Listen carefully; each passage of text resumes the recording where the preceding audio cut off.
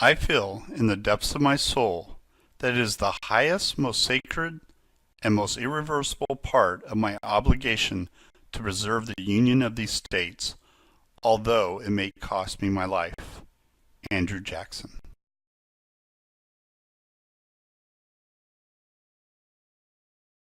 Andrew Jackson not only became the seventh president after holding many positions in the political career, but he also founded the Democratic Party, he led his troops to victory in the War of 1812, and he supported individual liberty. He was first elected to the House of Senate, and the previous year he helped establish the Tennessee Constitution. He was later elected the seventh president of this country in 1828.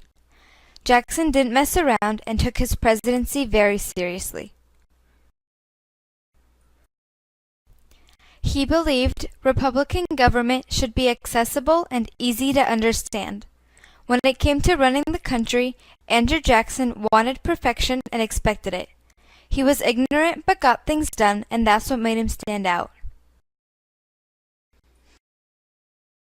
At first, people took his candidacy as a joke because he wasn't a very deep thinker, but he proved them wrong. He was a great president from the beginning and wanted to continue the path of great leadership. During Jackson's presidency, he and his supporters created the Democratic Party. This was a combined belief in separation of church and state and also a simple government. He was a good leader and formed a party that is still active today, though the roles of the Democratic and Republican parties have switched. Many of his ideas and techniques of governing are still being used today. Andrew Jackson was appointed Major General in the War of 1812 after serving in the military as a teenager. He was sent to New Orleans with his troops to defend against British forces. Many predicted defeat against the British, but not Jackson. He was a tough and fair commander. He prepared his men for attack and was not afraid to fight. At the end of the battle, thousands of men lay dead and many were injured.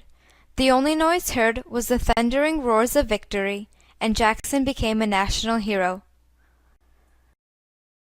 Jackson believed everyone had their own rights, unless you were a Native American. He was a good man, but he didn't think things all the way through. He did what he thought was right without consulting anyone. When it came to protecting individual liberty, Jackson and his followers did a good job with the white men, but overlooked other races. In the end, Jacksonians tried to do what they believed was right for themselves and their own kind. They weren't too concerned with others. Andrew Jackson left an everlasting imprint on American presidency and politics. He dealt with many trials and tribulations throughout his life, yet managed to find his way up the political pyramid. He not only started and preserved the Democratic Party, but he also became a national hero after defeating the British, and he was a supporter of his own definition of individual liberty.